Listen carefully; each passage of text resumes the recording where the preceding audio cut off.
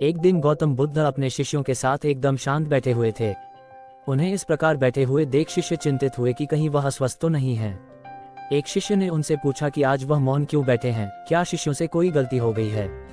इसी बीच एक अन्य शिष्य ने पूछा कि क्या वह अस्वस्थ हैं, पर बुद्ध मौन रहे।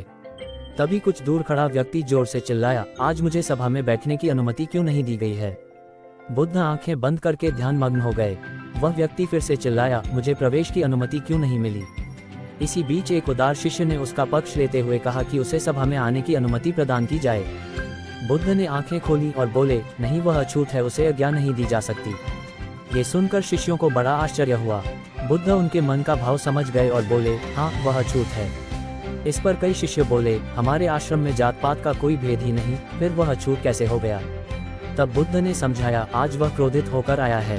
क्रोध से जीवन की एकाग्रता भंग होती है। क्रोधी व्यक्ति प्रायः मानसिक हिंसा कर बैठता है, इसलिए जब तक वह क्रोध में रहता है तब तक अछूत होता है। इसलिए उसे कुछ समय एकांत में खड़े रहना चाहिए।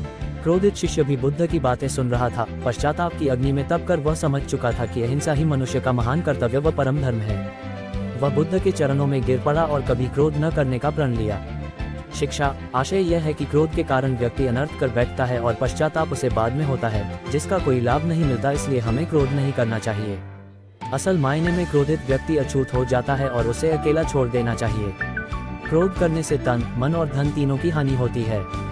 क्रोध से ज्यादा हानिकारक कोई और वस्तु नहीं है।